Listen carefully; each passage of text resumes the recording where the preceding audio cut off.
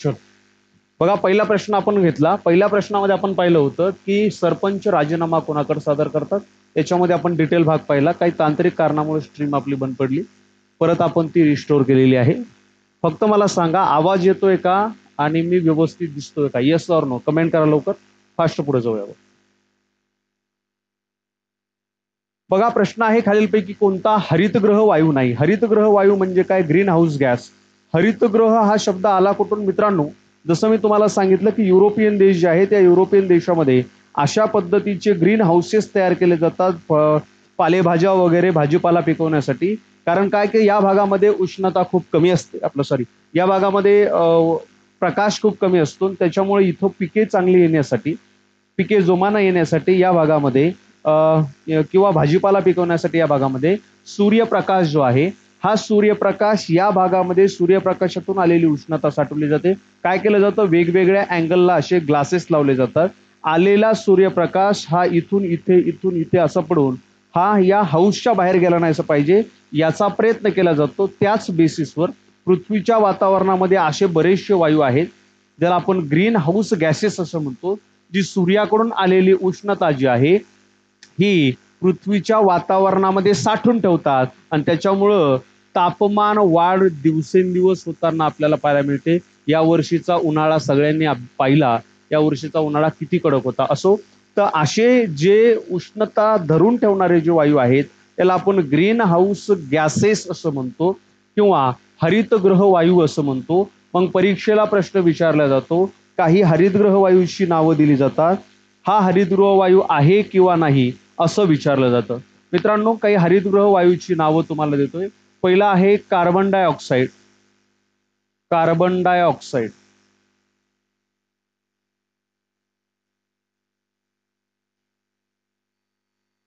Carbon dioxide हा जो वायू आहे मित्रांनो, याचं रासायनिक नाव किंवा रासायनिक लिखाण त्याचं CO2 असं केलं जातं. शुक्राच्या कक्षेमध्ये सर्वात जास्त 90-95% कार्बन डायऑक्साईड आहे. त्यामुळे शुक्र जो आहे हा सर्वाधिक तापमान असणारा ग्रह आपल्याला पाहायला मिळतो. त्याच्यानंतर आहे मिथेन. हा सुद्धा हरितगृह वायू आहे. CH4 असं लिहिलं जातं याला. त्याच्यानंतर नायट्रस ऑक्साईड आहे. नायट्रस ऑक्साईड हा सुद्धा हरितगृह वायू आहे. नायट्रस ऑक्साईडला N2O असं लिहिलं जातं. त्याच्यानंतर क्लोरोफ्लोरोकार्बन. क्लोरोफ्लोरोकार्बन मित्रांनो, हा मानव निर्मित, परीक्षेला प्रश्न असाही विचारला जातो, खालीलपैकी कोणता मानव निर्मित हरितगृह वायू आहे? मानव निर्मित हरितगृह वायू क्लोरोफ्लोरोकार्बन. याचं रासायनिक संज्ञा याची अशी लिहिली जाते CFC, क्लोरोफ्लोरोकार्बन 12. ठीक आहे. त्याच्यानंतर आणखी काय आहे तर हायड्रोजन, सॉरी, काय म्हणतात, हायड्रोफ्लोरोकार्बन एक आहे. हायड्रोफ्लोरोकार्बन हा सुद्धा हरितगृह वायू आपल्याला पाहायला मिळतो. याची संज्ञा तुम्ही अशी लिहू शकतात, हायड्रोफ्लोरोकार्बन HFC. याचं HFC 23 अशी याची संज्ञा लिहिली जाते. त्याच्यानंतर सल्फर हेक्झाफ्लोराईड नावाचा गॅस आहे. सल्फर सल्फर हेक्झाफ्लोराईड, हेक्झाफ्लोराईड हा सुद्धा हरितगृह वायू आपल्याला पाहायला मिळतो. Sulphur हेक्झाफ्लोराईड HF6. फ्लोराईडचे या ठिकाणी 6 अणू आपल्याला पाहायला मिळतात. त्याच्यानंतर नायट्रस ट्रायफ्लोराईड नावाचा एक गॅस. नायट्रस, आता याच्यावर कोणताही प्रश्न जर आला, ट्रायफ्लोराईड नावाचा गॅस हा सुद्धा हरितगृह वायू म्हणून ओळखला जातो. NF3 असं याची संज्ञा आपल्याला पाहायला मिळते, नायट्रस ट्रायफ्लोराईड. तर हे सगळे हरितगृह वायू. आणखी बाष्प जे असतं वातावरणातलं बाष्प, हा सुद्धा हरितगृह वायूमध्ये मोडतं. बाष्प सुद्धा उष्णता राखून ठेवण्याचा प्रयत्न करतं. म्हणून बघा, कोकण किनारपट्टीच्या काळामध्ये हिवाळ्यामध्ये समुद्र बाजूला असून सुद्धा त्या भागामध्ये तापमान जास्त कमी होत नाही. का कमी जास्त म्हणजे जास्त सर्व म्हणजे कमी जास्त जास्त कमी का होत नाही? याचं कारण आहे त्या वातावरणामध्ये बाष्प असतात जी उष्णता ओढून धरतात, रोखून धरतात. क्लिअर? येते लक्ष? चला, या प्रश्नाचं उत्तर मग काय? कार्बन डायऑक्साईड, क्लोरोफ्लोरोकार्बन, हायड्रोजन, वरीलपैकी एकही नाही. तर ऑप्शन क्रमांक 3 हायड्रोजन या ठिकाणी उत्तर तुमचं बरोबर आहे. घ्या पुढचा प्रश्न तुमच्यासाठी. पुढीलपैकी कोणता भाग इनपुट डिव्हाइस आहे? मित्रांनो, कॉम्प्युटरला जॉईन करणारे दोन पद्धतीचे डिव्हाइस असतात. एक असतं इनपुट डिव्हाइस, याच्यावर परीक्षेला प्रश्न आलेले आहे, आणि दुसरं असतं आउटपुट डिव्हाइस. तर तुम्हाला ही यादी माहीत पाहिजे. इनपुट डिव्हाइस कोणते, आउटपुट डिव्हाइस कोणते, या ठिकाणी तुम्ही ही यादी वाचून घेऊ शकता. परीक्षेला याच्यावर प्रश्न आलेले आहे. इनपुट डिव्हाइस कोणते आणि आउटपुट डिव्हाइस कोणते, पहा लक्षात घ्या.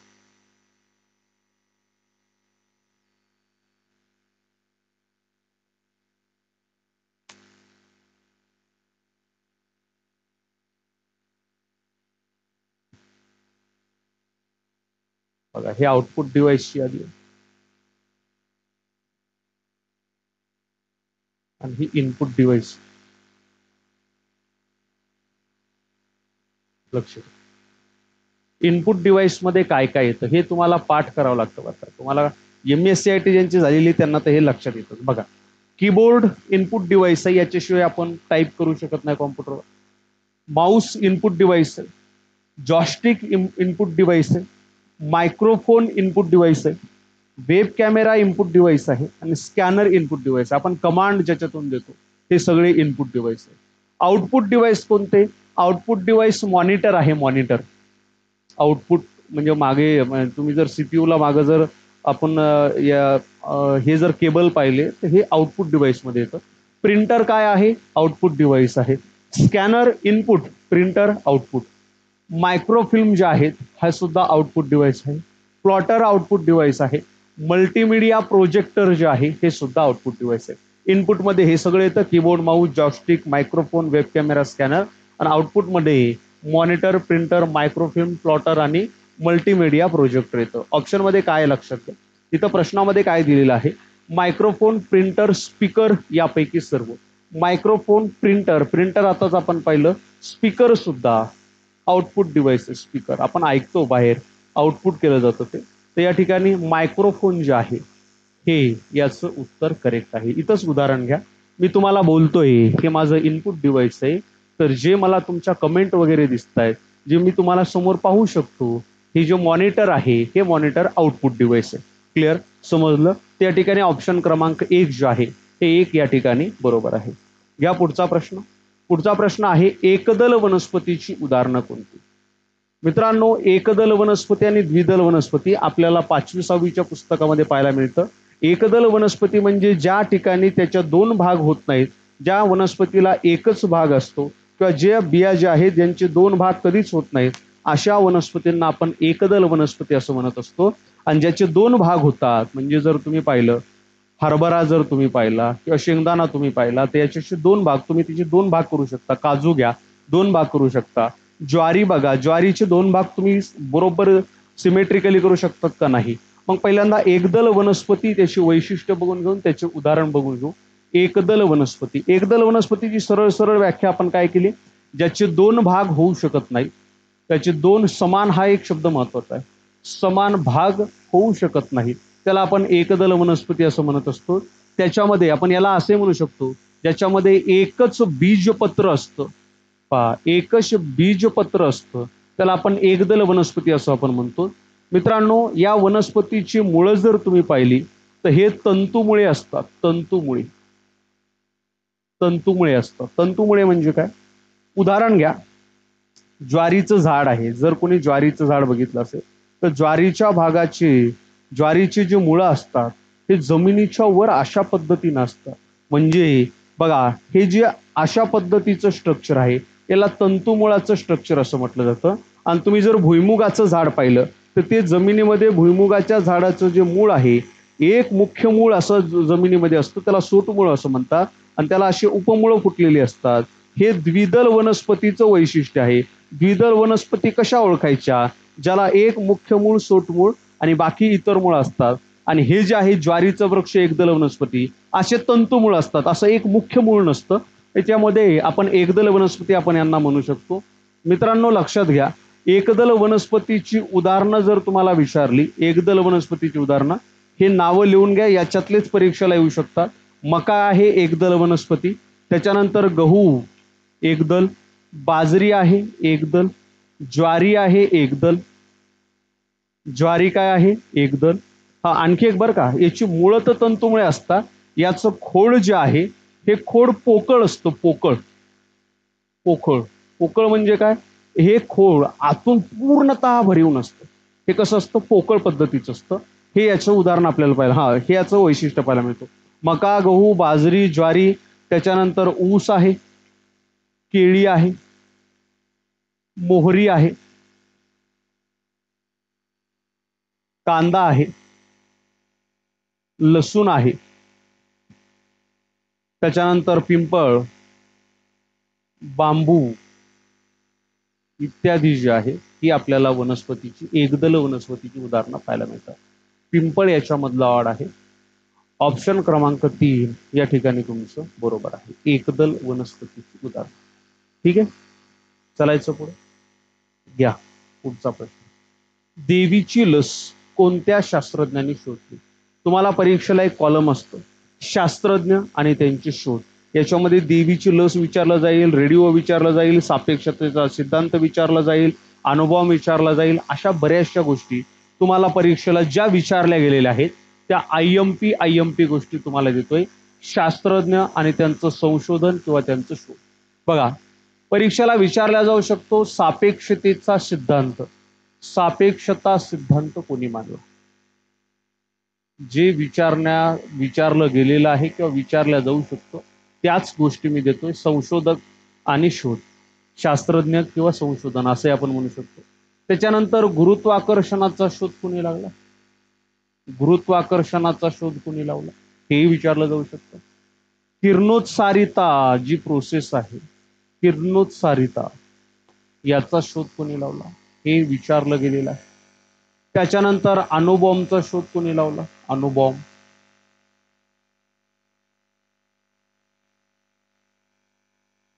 बर, त्याच्यानंतर न्यूट्रॉनचा शोध विचारला जाऊ शकतो.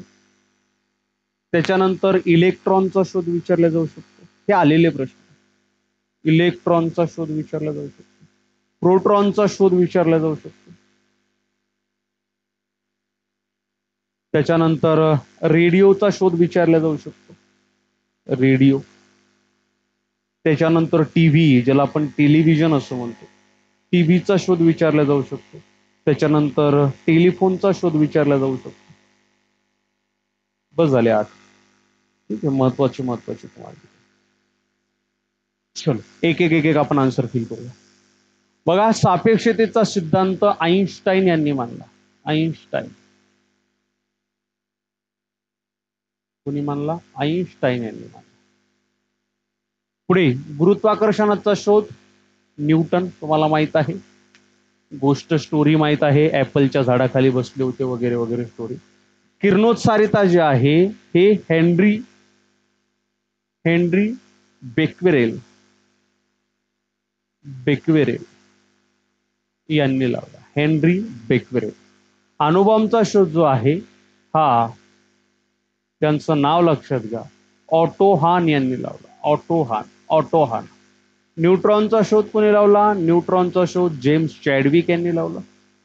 हा खूप वेळा विचारला गेलेला प्रश्न. James Chadwick.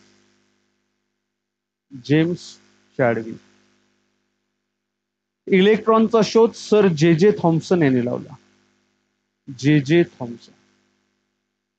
इलेक्ट्रॉनचा शोध जे जे थॉम्सन. प्रोटॉनचा शोध कोणी लावला? तर प्रोटॉनचा शोध हा रुदरफोर्ड यांनी लावला. रुदरफोर्ड यांनी. रेडिओ आणि टीव्हीचं आपल्याला माहित पाहिजे. रेडिओचा शोध जी मार्कोनी यांनी लावला. जी मार्कोनी. टेलिव्हिजनचा शोध जॉन बेअर्ड यांनी लावला. जॉन बेअर्ड यांनी लावला. कोणी? John beard. त्याच्यानंतर टेलिफोनचा शोध जो आहे अलेक्झांडर ग्राहम बेल यांनी लावला. अलेक्झांडर ग्राहम बेल यांनी हा शोध लावलेला आपल्याला पाहायला मिळतो.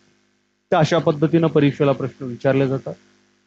याच्यामध्ये देवीची लस कोणी शोधली असं तुम्हाला परीक्षेला विचारलं गेलेलं आहे.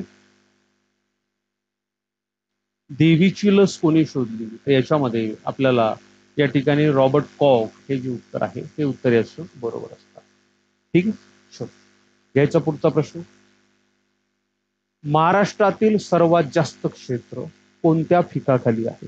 तुम्हाला याच्यामध्ये परीक्षेला एखाद्या विशिष्ट भागातील विशिष्ट क्षेत्रामध्ये कोणत्या पद्धतीचं पीक घेतलं जाऊ शकतं, कोणते पिकं त्याच्यामध्ये जोमाने येतात, असा तुम्हाला परीक्षेला प्रश्न विचारला जाऊ शकतो.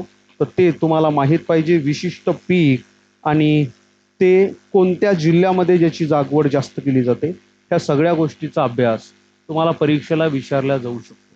ठीक आहे, चल लक्षात घ्या. याच्यामध्ये उत्तर तुमच्या सगळ्यांना माहीत आहे.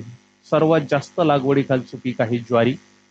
ज्वारीचा जेव्हा आपण विचार करतो मित्रांनो, महाराष्ट्रामध्ये ज्वारीचं पीक जवळपास 15% आसपास लागवड जी आहे, 15% लागवड म्हणण्यापेक्षा 15% जी जमीन आहे ही ज्वारीच्या पिकाखाली लागवडीखाली आपल्याला पाहायला मिळते. सर्वाधिक उत्पादन तुम्हाला विचारलं जाऊ शकतं. 1 नंबरला आहे सद्यस्थितीला सोलापूर या ठिकाणी. दुसऱ्या क्रमांक आपल्याला पाहायला मिळतो अहमदनगर. म्हणजे उत्पादन सुद्धा आणि लागवड सुद्धा याच जिल्ह्यामध्ये सर्वाधिक होते. Solapur 1 number, 2 number Ahmednagar, 3 number आपल्याला पाहायला मिळतो सांगली जिल्हा, सांगली. ठीक आहे. तुम्हाला सर्वात महत्वाचं ज्वारीच्या जाती परीक्षेला विचारल्या गेलेल्या आहे. ज्वारीच्या जाती, ज्वारी पिकाच्या कोणत्या कोणत्या जाती आहेत ही लिस्ट तुमच्याकडे असू द्या. ज्वारीची पहिली जात आहे परभणी श्वेता. बघा ही लिस्ट असू द्या, परभणी श्वेता. त्याच्यानंतर फुले अमृता, फुले अमृता नावाची जात. त्याच्यानंतर मालदांडी नावाची जात, फुले यशोदा नावाची जात, फुले यशोदा. फुले माऊली नावाची जात, फुले माऊली नावाची जात. फुले चित्रा नावाची जात आहे, फुले चित्रा नावाची जात. परभणी ज्योती नावाची जात आहे, परभणी ज्योती नावाची.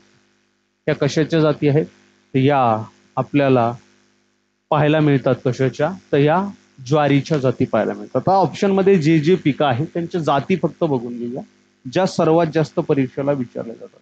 गहू पिकाच्या जाती कोणत्या कोणत्या आहेत? गहू पिकाच्या जाती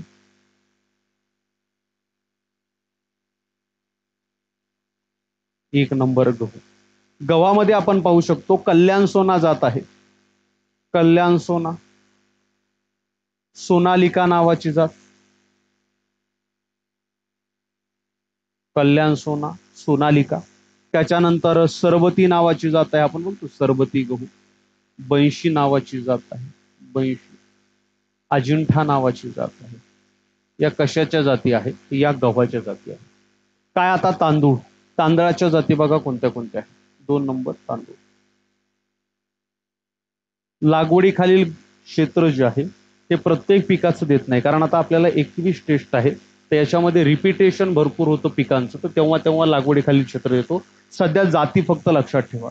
याच्यामध्ये आंबेमोहोर नावाची जात आहे, आंबेमोहोर. गुरुमुटिया नावाची जात आहे, गुरुमुटिया. चिनोर नावाची जात आहे, पनवेल नावाची जात आहे, कोलम नावाची जात आहे, इंद्रायणी नावाची जात आहे. इत्यादी जाती ज्या आहेत या आपल्याला पाहायला मिळतात. कशाच्या, तांदळाच्या. खाली काय शेवटी ऊसाच्या जाती. 3 नंबर ऊस, ऊसाच्या जाती लक्षात. ऊसामध्ये कृष्णा सर्वात पहिल्यांदा, कृष्णा जात लक्षात घ्या. त्याच्यानंतर संपदा आहे, संजीवनी नावाची जात आहे, महालक्ष्मी नावाची जात आहे, नीरा नावाची जात आहे, शरद नावाची जात आहे, जानी नावाची जात आहे. किती देवा तुम्हाला, एवढं सफिशियंट. सर्वाधिक लागवडीखालील क्षेत्र ऑप्शन नंबर 3 ज्वारी आपल्याला या ठिकाणी महाराष्ट्रातलं पाहायला मिळतं. चलो घ्या पुढचा प्रश्न. किती झाले रे हे प्रश्न?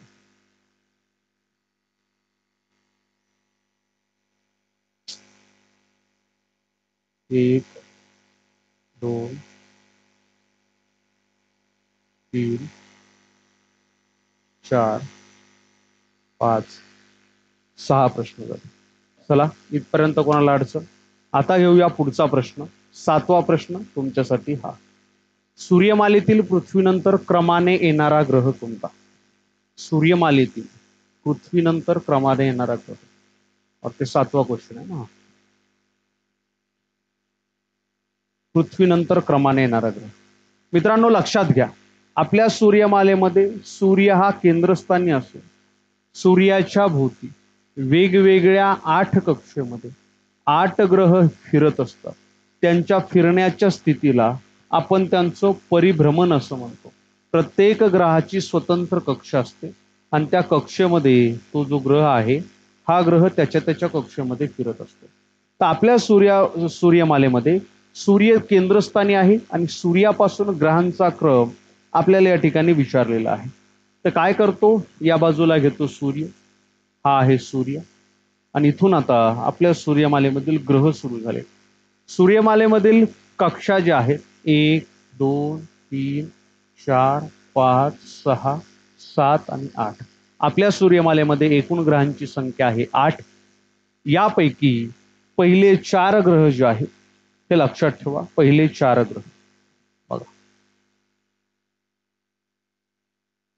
याच्यामध्ये पहिला ग्रह आहे, त्याचं नाव आहे बुध. कोणता ग्रह? बुध. दुसरा ग्रह आपल्याला पाहायला मिळतो बुध नंतर, त्याचं नाव आहे शुक्र. कोणता? शुक्र. तुम्हाला सर बुधवार नंतर गुरुवार येतो त्याचा याचा काही संबंध नाही. त्याच्यानंतर तिसरा जो ग्रह आहे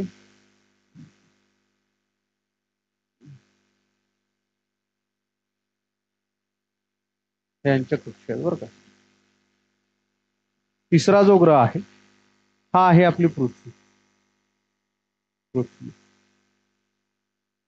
आणि चौथा जो ग्रह आहे, चौथा आहे मंगळ.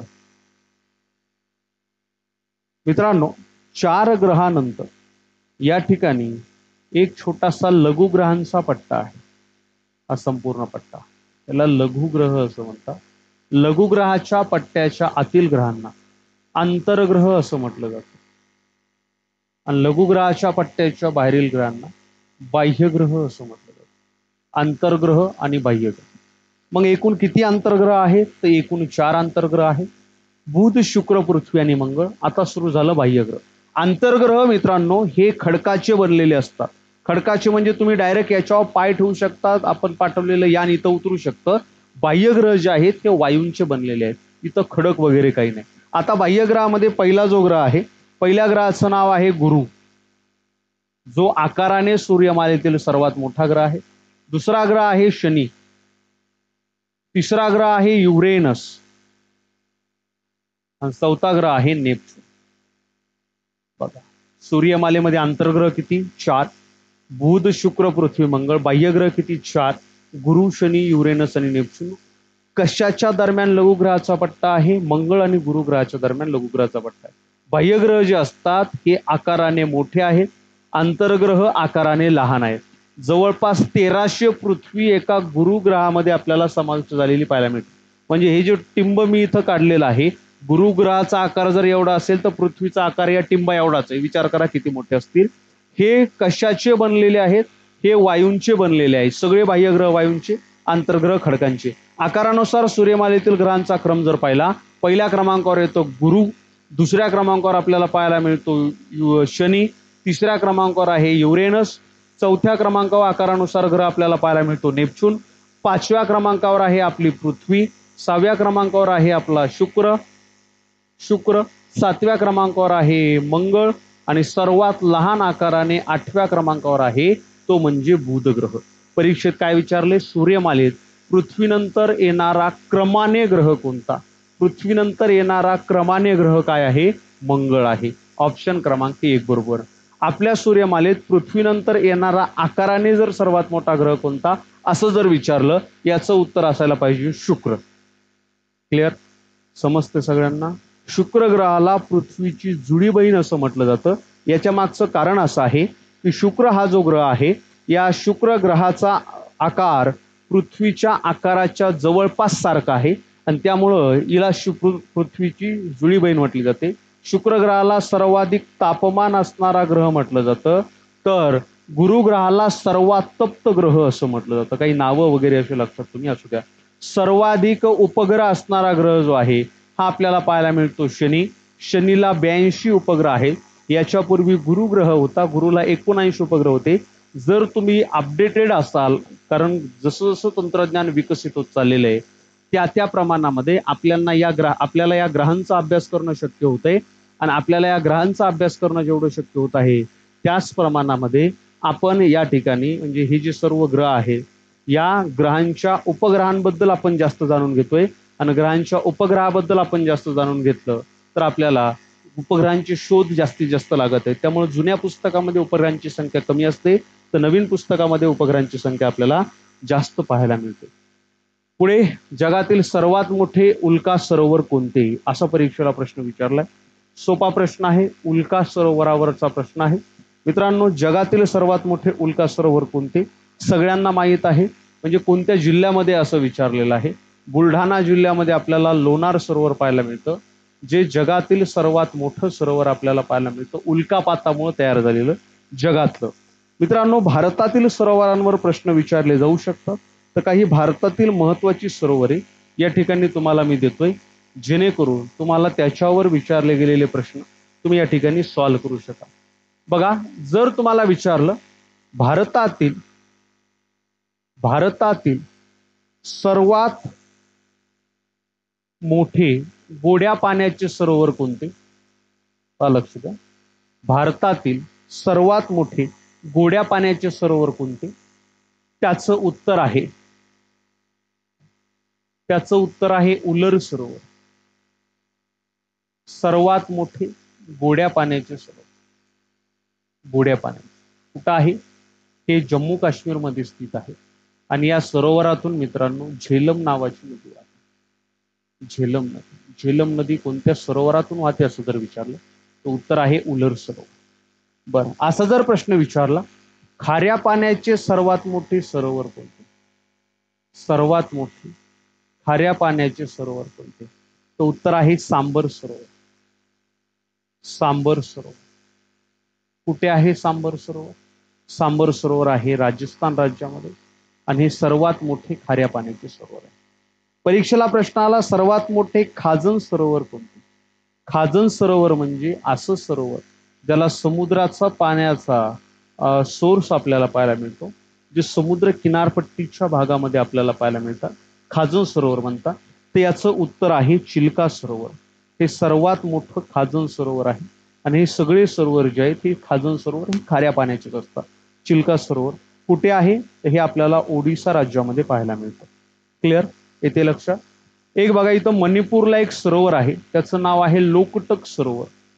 लोकटक सरोवर याचं वैशिष्ट्य काय माहितीये का, एकमेव असं सरोवर आहे ज्या सरोवरावर केबुल लामजाओ नावाचं एकमेव तरंगत राष्ट्रीय उद्यान आहे. केबुल लामजाओ हे एकमेव तरंगते राष्ट्रीय उद्यान कोणत्या सरोवरामध्ये आहे, मणिपूर राज्यामधल्या लोकटक सरोवरामध्ये. मग बाकी तुम्हाला एखादा राज्य विचारला जाईल आणि सरोवर विचारला जाईल, ते कोणत्या राज्यातील आहे असा प्रश्न विचारला जाईल. आपण काही थोडासा रिवाइज करूया, तुमच्या जेवढं लक्षात राहतं तेवढं घ्या, नाही तर ही पीपीटी मी लगेच कोर्समध्ये अपडेट करतो. ठीक आहे? बघा, सूरजताल नावाचं सरोवर जम्मू काश्मीर, उलर सरोवर जम्मू काश्मीर, दाल सरोवर जम्मू काश्मीर, पेंगॉंग सरोवर सुद्धा जम्मू काश्मीरमध्ये आपल्याला पाहायला मिळतं. पेंगॉंग हे जम्मू काश्मीरमध्ये असून हे खाऱ्या पाण्याचं सरोवर आहे. हिमाचल प्रदेशमध्ये चंद्रताल आहे, खोजीगर सरोवर आहे, त्याच्यानंतर रेणुका सरोवर आपल्याला पाहायला मिळतं, हे गोड्या पाण्याचं सरोवर आहे. उत्तराखंडमध्ये भीमताल, नैनिताल, सातसाल आणि रामकुंड हे सरोवर आपल्याला पाहायला मिळतं. इकडे या दक्षिणेकडे महाराष्ट्रामध्ये लोणार सरोवर खाऱ्या पाण्याचं. तामिळनाडूमध्ये तुम्ही जर पाहिला तर फलीदेवी नावाचं सरोवर आहे. त्याच्यानंतर तुम्ही केरळमध्ये आलात तर केरळमध्ये सस्तम कोट्टा नावाचं सरोवर आहे, अष्टमुडी सरोवर आहे. वेंबनाड नावाचं सरोवर हे खाऱ्या पाण्याचं आपल्याला पाहायला मिळतं. आंध्र प्रदेशमध्ये हुसेन सागर आहे, पुलकित सरोवर आहे, कोल्लेरू सरोवर. पुलकित सरोवर तसं तर आंध्र प्रदेश आणि तामिळनाडूच्या बॉर्डरवर आहे. जास्त भाग याचा तामिळनाडूमध्ये आपल्याला पाहायला मिळतो. आणि पुलकित सरोवराच्या बाजूलाच लागून श्रीहरिकोट्टा हे आपलं अवकाश संशोधन केंद्र आपल्याला पाहायला मिळतं. अवकाश प्रक्षेपण केंद्र, बरोबर, उपग्रह प्रक्षेपण केंद्र. ओडिसा राज्यामध्ये चिल्का नावाचं सरोवर आहे. तर हे असे सरोवर तुम्हाला या ठिकाणी लक्षात ठेवावे लागतील. मात्र हे त्यापैकी काही महत्वाचे सरोवर ज्याच्यावर तुम्हाला परीक्षेला प्रश्न विचारले जाऊ शकतात. हे 3 सरोवर या ठिकाणी तुम्ही लक्षात ठेवा. ठीक आहे, चला इथपर्यंत कोणाला अडचण? चलायचं पुढं.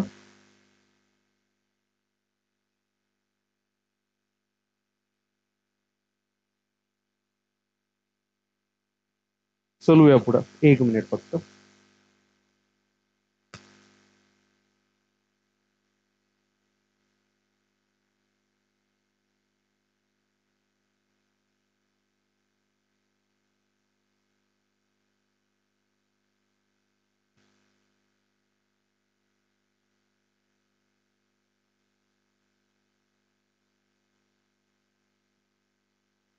चलो घ्या पुढचा प्रश्न.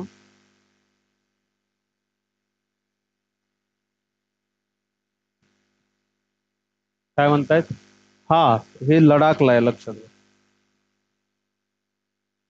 हे लडाख मध्ये आहे. ठीक. मात्र उत्तर एशिया म्हणजे पहिले जम्मू काश्मीर मध्येच होतं, मॅप जुना आहे. ठीक आहे, चलो लक्षात घ्या. हा याचं एक उत्तर जे आहे मगाशी चलत चलत मी याचा ऑप्शन क्रमांक 1 दिलं होतं बरं का. हे एडवर्ड जन्नर हे उत्तर आहे, देवीची लस. चुकून ऑप्शन क्रमांक 1 म्हटलं मी, तर हे करेक्ट करून द्या. ठीक आहे, काय पुढचा प्रश्न आहे? पुढचा प्रश्न आहे, रिकामी जागा हे मंत्री, रिकामी जागा हे मंत्री होते ज्यांचे काम पत्रव्यवहार सांभाळणे होते. म्हणजे आपल्याला शिवाजी महाराजांच्या अष्टप्रधान मंडळामध्ये काय म्हणतात ते, ओपन हायमरने कसला लावला, ओपन हायमरने कसला लावला. म्हणजे मला लक्षात आलं नाही, प्रश्न रिपीट टाका तुम्ही. चला लक्षात घ्या, शिवाजी महाराजांचं जे मंत्रिमंडळ होतं त्याला अष्टप्रधान मंडळ असं म्हटलं जाईल. अष्टप्रधान मंडळ. आणि या अष्टप्रधान मंडळामध्ये प्रत्येकाला म्हणजे अष्टप्रधान मंडळामध्ये 8 मंत्री आपल्याला पाहायला मिळतात. तर या 8 मंत्र्याची नावं आणि ते 8 मंत्री कोणतं काम करतायत याच्याबद्दल थोडासा प्रकाश टाकू. बघा, पंतप्रधान हे जे पद होतं शिवाजी महाराजांच्या मंत्रिमंडळात, पंतप्रधान जे म्हणजे पंतप्रधान हे जे पद होतं पेशवायाला म्हटलं जायचं. कोण होते? मोरोपंत त्र्यंबक पिंगळे. मोरोपंत त्र्यंबक पिंगळे.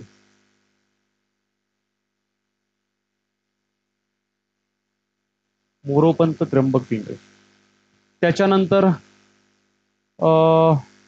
पंत अमात्य नावाचं पद होतं.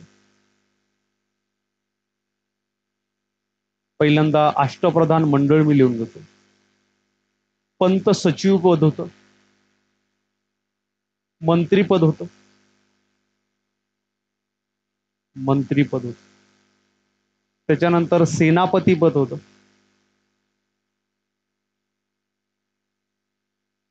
सुमंत नावाचं पद होतं, पंत सुमंत. त्याच्यानंतर न्यायाधीश पद होतं.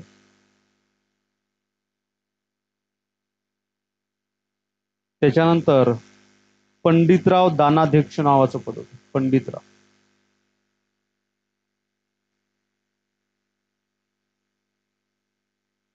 पंडितराव. बर, हे जे पद होतं परीक्षेला फक्त असाच प्रश्न आलेला नाही, तर या पदाला काय म्हटलं जायचं, नाव काय होतं याचाही प्रश्न परीक्षेला विचारला गेलेला आहे. पंतप्रधान पेशवा, जे अमात्य होते यांना मजुमदार असं म्हटलं जायचं. मजुमदार. कोण होतं मजुमदार? तर मजुमदार होते रामचंद्र निळकंठ. काय करायचे हे पत्र सॉरी रामचंद्र निळकंठ हे जे आहे जमा खर्च पाहिजे. पंत सचिव हे जे पद होतं याला सुरनीस असं म्हटलं जायचं. सुरनीस. काय म्हटलं जायचं? सुरनीस असं म्हटलं जायचं. कोण होते सुरणीसपती अण्णाजी पंत दत्त होते. अण्णाजी पंत दत्त होते. एक काम करतो, इथं जागा नाही, या भागामध्ये त्यांचं कार्य देतो. बघा, यांचं कार्य आपल्याला पाहायला मिळतं ते म्हणजे या ठिकाणी राज्यकारभार पाहणे, पंतप्रधानांचं कार्य आता सुद्धा तेच आहे, राज्यकारभार पाहणे. अमात्य जे आहेत, अमात्याचं काम आहे जमा खर्च पाहणे, जमा खर्च पाहणे. त्याच्यानंतर पंत जे अण्णाजी पंत दत्त होते, हे सरकारी आज्ञापत्र पाठवणे, आज्ञापत्र लागतं. कारण परीक्षेला म्हणजे आपल्याला जो प्रश्न आहे ते कार्यावर प्रश्न आहे, जे पत्रव्यवहार पाहिजे असं कार्यावरचा प्रश्न आहे. मंत्री जे होते, मंत्री वाकनीस यांना म्हटलं जायचं. वाकनीस. कोण होते वाकनीस? तर वाकनीस होते दत्ताजी पंत किंवा दत्तोजी पंत त्र्यंबक. दत्तोजी पंत त्र्यंबक. हे काय करायचे? हे पत्रव्यवहार सांभाळायचे. पत्रव्यवहार. वाकनीस म्हटलं की पत्रव्यवहार लागतं. राज्याचा पत्रव्यवहार. सेनापती हे जे पद होते, सेनापती पदाला सरनोबत असं म्हटलं जायचं. सरनोबत. काय म्हटलं जायचं? सरनोबत. सरनोबत. सेनापती सरनोबत. कोण होतं? हंबीरराव मोहिते. हंबीरराव मोहिते. आता याच्याबद्दल काही काम लक्षात घ्यायची गरज नाही. हंबीरराव मोहिते सेनाचं नेतृत्व करणार. पंत सुमंत जे होते यांना डबीर असं म्हटलं जायचं. डबीर. फार महत्वाचं बरं का, थोडा वेळ लावतो मी, कारण अष्टप्रधान मंडळावर एक प्रश्न असतोच. क्लिअर? येते लक्षात?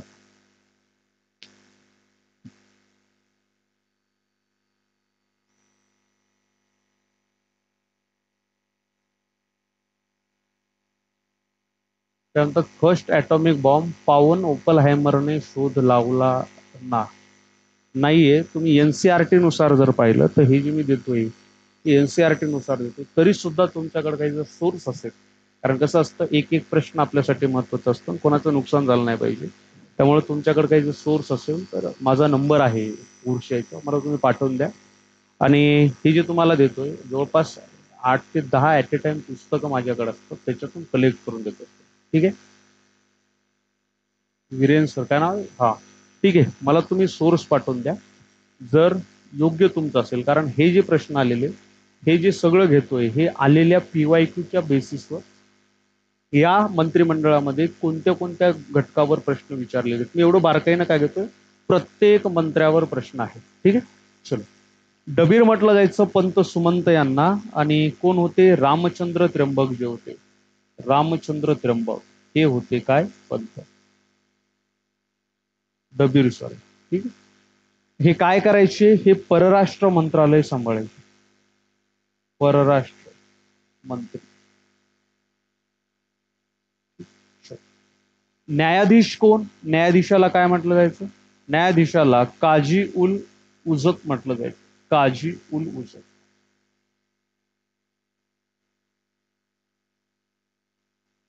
मित्रांनो लक्षात घ्या, हा उर्दू शब्द आहे काजी उल उजत, आणि हे कोण होते? निरापंत रावजी होते. राव. ठीक आहे. आणि सगळ्यांना माहिती आहे न्यायाधीश म्हटल्यावर न्यायदान करणं.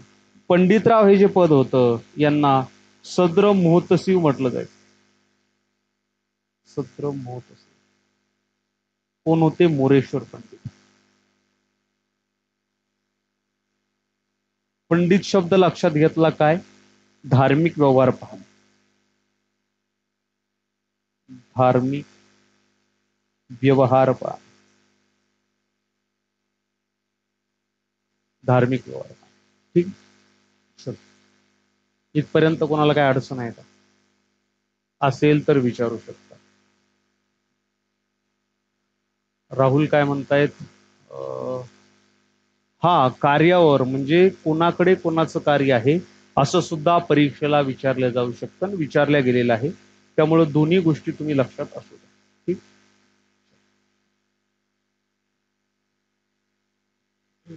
शेवटच्या प्रश्नामध्ये आपण आलो होतो. शेवटचा प्रश्न होता हा, रिकामी जागा हे मंत्री यांचे काम पत्रव्यवहार सांभाळण्याचे होते. दत्ताजी त्र्यंबक वाकनीस हे आपण पाहिलं.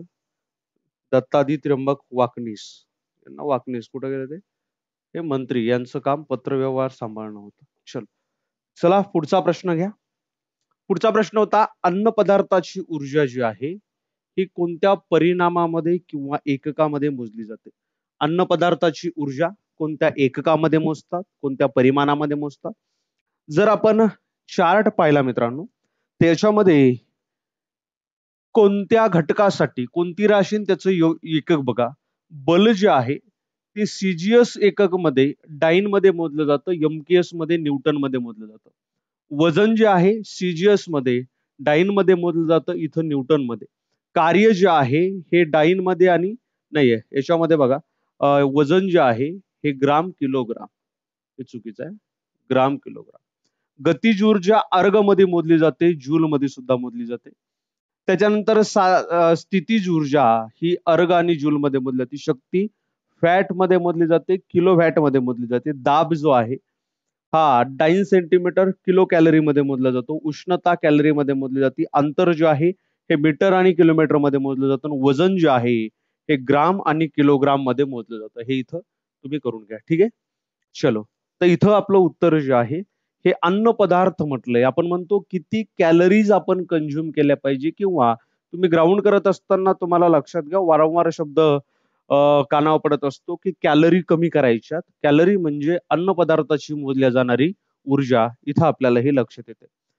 या पुढचा प्रश्न आहे, युक्रेनचे चलन कोणते? जसं युक्रेनचं चलन तुम्हाला विचारले तसं आपल्या आसपासच्या आणि देशातील काही महत्वाच्या म्हणजे जगातील काही महत्वाच्या देशाचं चलन तुम्हाला विचारलं जाऊ शकतं. काही महत्वाची चलन ती तुम्हाला विचारली जाऊ शकतात आणि विचारले गेलेली आहेत. ते देश आणि त्यांचं चलन एकदा मी तुम्हाला इथं रिवाइज करून घेतो तुमच्याकडून. बांगलादेशचं चलन काय आहे माहित असेल तर कमेंट मध्ये सांगा. भूटानचं चलन काय आहे? त्याच्यानंतर चीनचं चलन काय आहे? त्याच्यानंतर मंगोलियाचं चलन काय आहे? मंगोलियाचं चलन काय आहे? त्याच्यानंतर जपानचं चलन काय आहे? त्याच्यानंतर व्हिएतनामचं चलन विचारलं गेलेलं आहे, व्हिएतनाम. त्याच्यानंतर किती झाले? 6. हा, त्याच्यानंतर मलेशियाचं चलन विचारलं जाऊ शकतं, तर विचारल्या गेलेलं सुद्धा आहे मलेशिया. त्याच्यानंतर फिलिपाईन्सचं चलन विचारलं गेलेलं आहे, फिलिपाईन्स. ठीक आहे, बस झाले 8. लक्षात घ्या काही महत्वाची चलन तुम्हाला देतोय. बांगलादेशचं चलन आहे टका. काय? टका. अगोदर याचं उत्तर देतो. युक्रेनचं चलन जे आहे याला रिन्व्हिया असं म्हटलं जातं. काही काही भाषा म्हणजे मराठीमध्ये असं सुद्धा लिहिलं जातं, रिन्व्हिया. ठीक आहे. भूटानचं जे चलन आहे याला गुलत्रुम नावानं ओळखलं जातं, गुलत्रुम. ठीक आहे. चीनचं जे चलन आहे याला युवान असं म्हटलं जातं, युवान. काय? युवान असं म्हटलं जातं. मंगोलियाचं जे चलन आहे त्याला तुगरिक असं म्हटलं जातं, तुगरिक असं म्हटलं जातं. हे महत्वाचे आलेले काही चलन ज्याच्यावर तुम्हाला प्रश्न विचारले जाऊ शकतात. जपानचं जे चलन आहे त्याला एन म्हणतात, एन. जपानच्या चलनाला एन म्हणतात. व्हिएतनामचं जे चलन आहे त्याला डॉंग असं म्हटलं जातं, डॉंग. किती? Dong, dong. मलेशियाचं जे चलन आहे याला रिंगिट असं म्हटलं जातं, रिंगिट, रिंगिट, रिंगिट. फिलिपाईन्सचं जे चलन आहे फिलिपाईन्सच्या चलनाला या ठिकाणी पेसो म्हटलं जातं. काय? पेसो असं म्हटलं जातं, पेसो फिलिपाईन्सचं चलन. आणखी काही महत्वाचं जसं की रशियाचं चलन विचारलं गेलं, रुबल नावाचं चलन जे आहे हे रशियाचं चलन आहे, रुबल. आणखी तुम्हाला विचारलं गेलं ब्राझीलचं चलन, ब्राझील. ब्राझीलच्या चलनाचं नाव आहे क्रुझादो, क्रुझादो, क्रुझादो. इराक शेवटचं देतो मी आता, इराक. इराकच्या चलनाचं नाव आहे दिनार. काय? दिनार. तुम्हाला हे चलन पाठ पाहिजे. आपल्या आसपासच्या देशाचे तरी किमान चलन तुम्हाला पाठ पाहिजे. परीक्षेमध्ये तुम्हाला हे विचारल्या जाण्याची शक्यता दाट असते. ठीक आहे. मग याचं उत्तर आहे ऑप्शन क्रमांक 3, युक्रेनचं चलन. त्याला काय म्हटलं जातं? रिनविया रिनविया रिनविया. ठीक. चलो पुढचा प्रश्न आहे, मानवी मनाचा अभ्यास करणाऱ्या शास्त्राला काय म्हटलं जातं? मानवी मनाचा अभ्यास करणाऱ्या शास्त्राला सायकोलॉजी म्हटलं जातं. सायकोलॉजी. PSYCHOLOGY अशी त्याची स्पेलिंग आहे, सायकोलॉजी. बर, त्याच्याबरोबर आणखी काही वैद्यक शास्त्रातले प्रश्न तुम्हाला आलेले आहेत की कोणत्या शास्त्राच्या अभ्यासाला काय म्हटलं गेलेलं आहे, ती लिस्ट, काही महत्वाची लिस्ट तुमच्याकडे राहू द्या, जी तुम्हाला परीक्षेमध्ये 100% उपयोगी पडेल. कार्डिओलॉजिस्ट म्हणजे काय विचारल्या गेलेलं आहे. कार्डिओलॉजिस्ट विचारल्या गेलेलं आहे. त्याच्यानंतर तुम्हाला नेफ्रोलॉजिस्ट विचारल्या गेलेलं आहे. नेफ्रोलॉजिस्ट. कार्डिओलॉजिस्ट म्हणजे काय, नेफ्रोलॉजिस्ट म्हणजे काय, न्यूरोलॉजिस्ट विचारलं गेलेलं आहे. न्यूरोलॉजिस्ट हे विचारल्या गेलेलं आहे, तेच देतोय आणि रिपीट होण्याची शक्यता याची जास्त असते. त्याच्यानंतर तुम्हाला डर्मॅटोलॉजिस्ट विचारल्या जाऊ शकतं. डर्मॅटोलॉजिस्ट माहित पाहिजे. डर्मॅटोलॉजिस्ट म्हणजे कशाचा तज्ञ. ठीक आहे. त्याच्यानंतर तुम्हाला पीडियाट्रिक विचारल्या जाऊ शकतं. पीडियाट्रिक. पीडियाट्रिक म्हणजे काय. गायनॅकोलॉजिस्ट माहित पाहिजे. गायनॅकोलॉजिस्ट.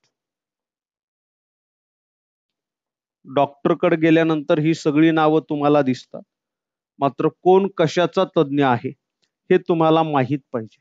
ठीक आहे. ऑर्थोपॅडिक्स माहित पाहिजे. ऑर्थोपॅडिक्स. ऑर्थोपॅडिक्स. ठीक आहे. किती झाले, 7. एक आणखी घ्या, पॅथॉलॉजिस्ट. ओके, बस झालं एवढं. कधी आणखी एखादा प्रश्न आला याच्या व्यतिरिक्त आपण ऍड करूया. ठीक आहे. कशाचे तज्ञ आणि त्यांना काय म्हणतात, जसं की कार्डिओलॉजिस्ट जे आहे यांना हृदयरोग तज्ञ असं म्हटलं जातं. हृदयरोग तज्ञ. हृदयरोग तज्ञ कार्डिओलॉजिस्ट. बऱ्याच जणांचे मित्र कार्डिओलॉजिस्ट असतात, त्याच्यात त्याला उचापती करण्यासाठी प्रोत्साहित करत असतात. हृदयरोग तज्ञ ते वेगळे, हे वेगळे. नेफ्रोलॉजिस्ट, नेफ्रॉन हा किडनीचा एक भाग आहे आणि त्याच्यावरून नेफ्रोलॉजिस्ट म्हणजे मूत्रपिंड तज्ञ. मूत्रपिंड तज्ञ. न्यूरोलॉजिस्ट म्हणजे मज्जातंतू तज्ञ. न्यूरॉन जे असतात, मज्जातंतू तज्ञ. ठीक आहे. त्याच्यानंतर डर्मॅटोलॉजिस्ट. डर्मॅटोलॉजिस्ट म्हणजे त्वचारोग तज्ञ. त्वचारोग तज्ञ डर्मॅटोलॉजिस्ट म्हणतात. पीडियाट्रिक्स जे चिल्ड्रनशी रिलेटेड असतात त्याला आपण बालरोग तज्ञ असं म्हणत असतो. बालरोग तज्ञ. ठीक आहे. गायनॅकोलॉजिस्ट स्त्रीरोग तज्ञ. स्त्रीरोग तज्ञ गायनॅकोलॉजिस्ट. ऑर्थोपॅडिक्स. ऑर्थोपॅडिक्स कशाला म्हटलं जातं, अस्थि तज्ञ जे असतात, अस्थि हाडाचे डॉक्टर, अस्थि तज्ञ जे असतात त्यांना ऑर्थोपॅडिक्स असं म्हटलं जातं. पॅथॉलॉजिस्ट जे असतात जे रोग निदान करतात, रोग निदान तज्ञ, त्याला पॅथॉलॉजिस्ट असं म्हटलं जातं. कधीही डॉक्टरकडे जात असताना तुम्हाला जर त्रास असेल तर तुम्ही ती डिग्री बघून घ्यायची, ज्याचा त्रास असेल त्याची डिग्री तिथं समोर लावलेली असेल त्याच्याकडे जायचं. हा आणखी एक महत्वाचं बरं का जे विचारलं गेलेलं आहे, मुंबई पोलीस भरतीमध्ये विचारलं गेलं होतं, ऑन्कोलॉजिस्ट. ऑन्कोलॉजिस्ट. ऑन्कोलॉजिस्ट. ऑन्कोलॉजिस्ट म्हणजे कर्करोग तज्ञ. हे विचारलं गेलेलं आहे बरं का. कर्करोग, कॅन्सर ज्यांना होतो त्यांना ऑन्कोलॉजिस्ट असं म्हटलं जातं. कर्करोग म्हणजे कॅन्सर ज्यांना होतं त्यांचं निदान करणारे जे डॉक्टर असतात त्यांना ऑन्कोलॉजिस्ट म्हटलं जातं. याचं उत्तर ऑप्शन क्रमांक 3 हे तुमचं बरोबर आहे. यायचं पुढं या. महात्मा गांधी यांनी 1918 मध्ये कोणता सत्याग्रह केला. महात्मा गांधी यांनी 1918 मध्ये कोणता सत्याग्रह केला? मित्रांनो लक्षात घ्या, महात्मा गांधी तुम्हाला माहित आहे, महात्मा गांधीचं आफ्रिकेमध्ये खूप मोठं काम आहे. 1891 मध्ये महात्मा गांधी हे आफ्रिकेमध्ये गेले. आफ्रिकेमध्ये गेल्यानंतर आफ्रिकन लोकांसाठी महात्मा गांधींनी खूप मोठा लढा आफ्रिकेमध्ये उभारला. त्यानंतर महात्मा गांधी यांना भारतात आणण्याचं काम हे गोपाळ कृष्ण गोखले यांनी केलं. त्यामुळं गोपाळ कृष्ण गोखले यांना महात्मा गांधींचे राजकीय गुरु असं देखील म्हटलं जातं.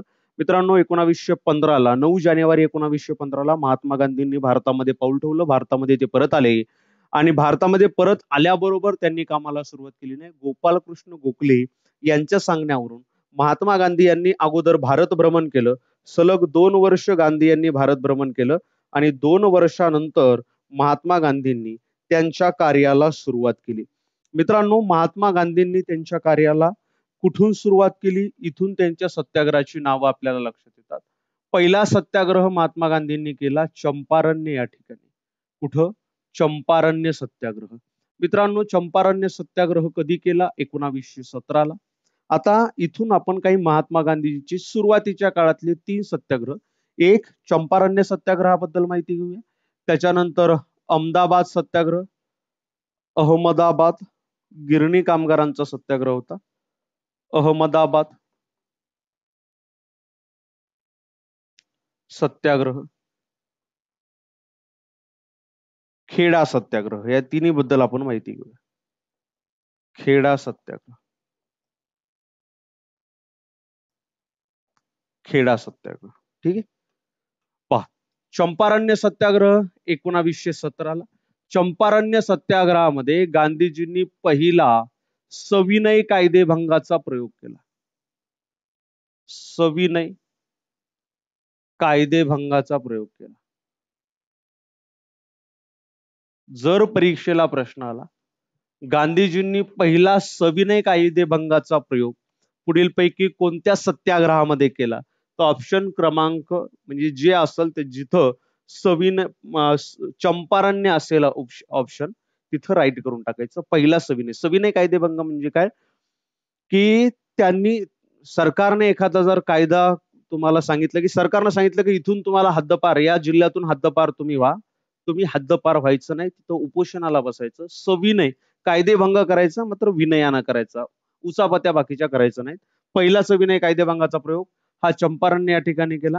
मित्रांनो चंपारण्य सत्याग्रह जो आहे हा सत्याग्रह शेतकऱ्यांशी संबंधित होता. शेतकरी सत्याग्रह होता. एका पद्धतीचा विरोध त्या ठिकाणी करण्यात आला. त्याला 3 काठिया पद्धत असं म्हटलं जायचं. 3 काठिया पद्धत या पद्धतीचा विरोध या ठिकाणी करण्यात आला. आता डिटेलमध्ये मी जात नाही. 3 काठिया पद्धत वगैरे काय कसं वगैरे वगैरे तिथं मी जात नाही. पहिला 1917ला अहमदाबादचा सत्याग्रह जो होता हा गिरणी कामगारांशी संबंधित होता. गिरणी कामगार. मित्रांनो अहमदाबाद सत्याग्रह हा 1918 मध्ये गांधीजींनी केला आणि या सत्याग्रहामध्ये गांधीजींनी पहिला उपोषणाचा प्रयोग केला. पहिला उपोषणाचा प्रयोग गांधीजींनी कुठे केला किंवा कोणत्या सत्याग्रहामध्ये केला असा जर प्रश्न आला, अहमदाबाद गिरणी कामगाराच्या सत्याग्रहामध्ये पहिला उपोषणाचा प्रयोग केला. बर आणखी अनुयायी विचारल्या जाऊ शकतात, त्यांचे सहकारी कोण होते ज्यांनी यांना या सत्याग्रहामध्ये मदत केली. चंपारण्य सत्याग्रहामध्ये जर आपण पाहिलं तर डॉक्टर राजेंद्र प्रसाद जे होते हे महात्मा गांधीजींच्या सोबत त्या सत्याग्रहामध्ये सामील होते. त्याच्यानंतर जे.बी. कृपलानी जे होते हे सुद्धा यांचे सहकारी आपल्याला पाहायला मिळतात. गिरणी कामगार सत्याग्रह जो अहमदाबादचा झाला इथे अनुसयाबेन ज्या आहेत हे अनुसयाबेन या गांधीजींच्या सहकारी त्या ठिकाणी होत्या. गांधीजींच्या बरोबर त्या लढा देत होत्या. खेडा सत्याग्रह हा कधी झाला? हा सुद्धा 1918ला झाला. खेडा सत्याग्रहामध्ये गांधीजींनी पहिल्यांदा असहकाराचा प्रयोग केला. कशाचा प्रयोग? असहकाराचा प्रयोग. तुम्हाला परीक्षेला प्रश्न आणला महात्मा गांधीजींनी पहिला असहकाराचा प्रयोग कोणत्या सत्याग्रहापासून केला, तर गांधीजींनी पहिला असहकाराचा प्रयोग खेडा सत्याग्रहापासून केला. मित्रांनो खेडा सत्याग्रह हा सुद्धा शेतकऱ्यांसाठी होता. शेतकऱ्यांसाठी. ठीक आहे. हा इथं बरा थोडस कन्फ्युजन आहे. हा शेतकऱ्यांसाठी प्लस जमीन मालक जे होते या जमीन मालकांसाठीचा होता, जमीन मालक.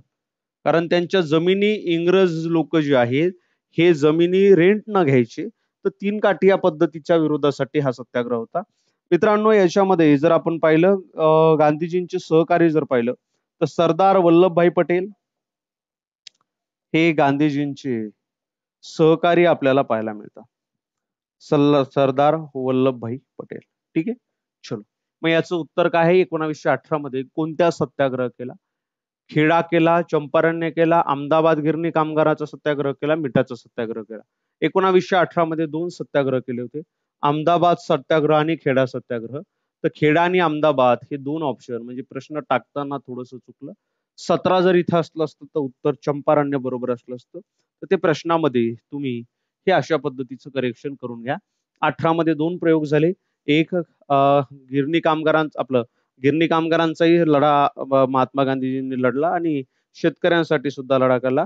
असहकाराचा प्रयोग, उपोषणाचा प्रयोग आणि सविनय कायदेभंगाचा प्रयोग हे मात्र तुम्ही इथं लक्षात असू द्या. तर इथं याची उत्तरं दोन्ही आहेत.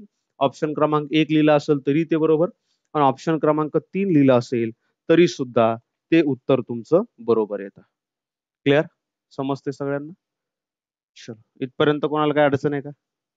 निघायचं पुढं? घ्या पुढचा प्रश्न. पुढचा प्रश्न आहे 1928 ला भारतात आलेल्या सायमन कमिशनचा काय उद्देश होता?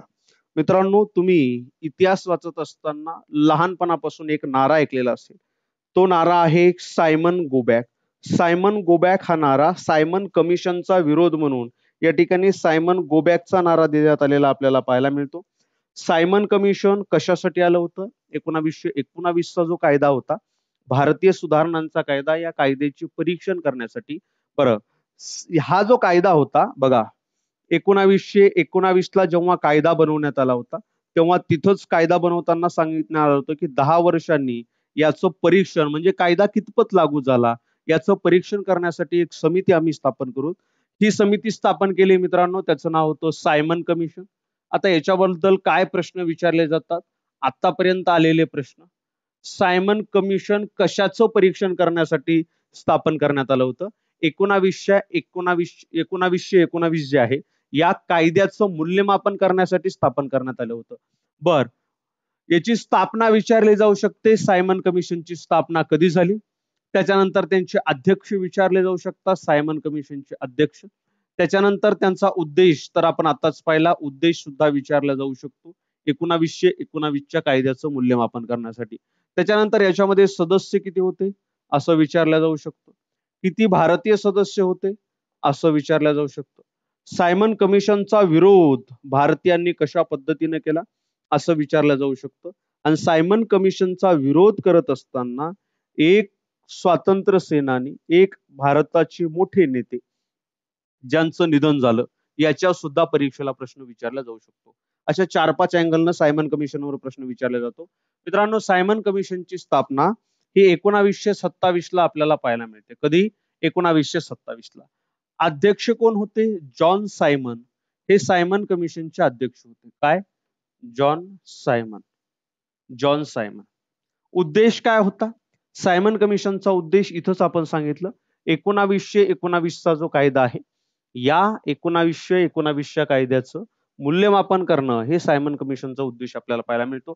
मित्रांनो लक्षात घ्या, सायमन कमिशन मध्ये एकूण सदस्य संख्या होती 7. या 7 मध्ये एकही भारतीय नव्हता आणि याचं दुःख म्हणण्यापेक्षा याचाच विरोध भारतीयांनी केला. याचा विरोध करत असताना भारतीयांनी एक नारा लावला. कोणत्या पद्धतीचा नारा होता? Simon go back. कोणता नारा? सायमन गो बॅक नावाचा नारा. सायमन गो बॅक नावाचा नारा लावला. ठिकठिकाणी प्रदर्शन जे आहेत हे करण्यात येत होते. लाहोर येथील प्रदर्शनामध्ये मित्रांनो चेंगरामेंगरी झाली. 1928 मध्ये चेंगरामेंगरी म्हणजे लाठीचार्ज वगैरे इंग्रजांनी केला आणि 1928 मध्ये लाला लजपत राय यांचं इथं निधन झालं. लाला लजपत राय, लाल बाल पाल मधले लाला लजपत राय हे एक होते आणि यांचं इथं निधन झालं. हे जहालवादी नेते होते. आणि मित्रांनो याच्या निधनाचा बदला जो आहे लाठी चार्ज मध्ये झालं निधन आणि याचा बदला जो आहे हा भगतसिंग यांनी घेतला.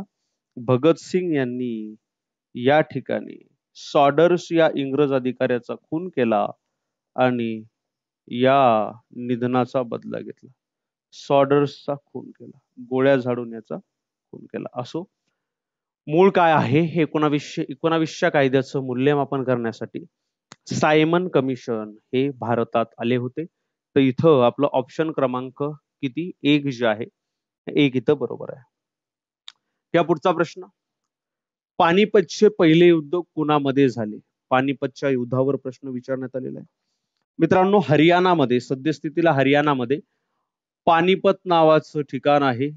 पानिपत नावाचं एक गाव होतं. इथं आतापर्यंत 3 मोठ्या लढाया झाल्या. पहा, 3 मोठ्या लढाया झाल्या. 1, 2,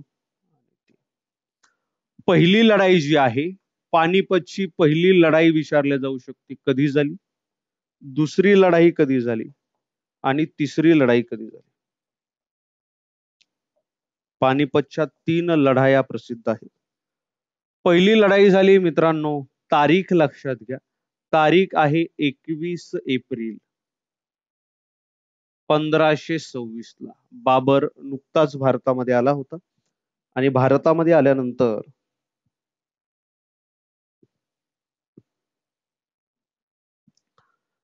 भारतामध्ये आल्यानंतर ही पानिपत या गावामध्ये आल्यानंतर बाबरची लढाई झाली इब्राहिम लोदी याच्या बरोबर.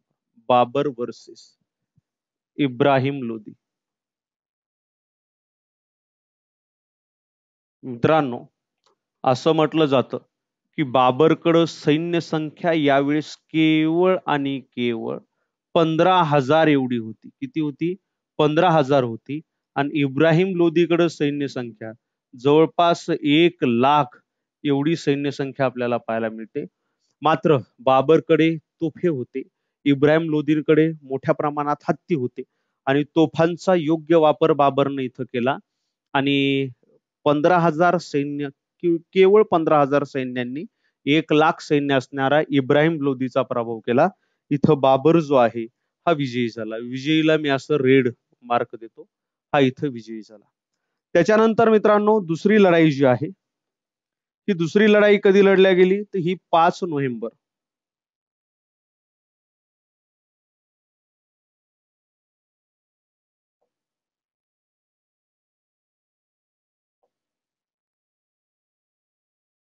ठीक आहे.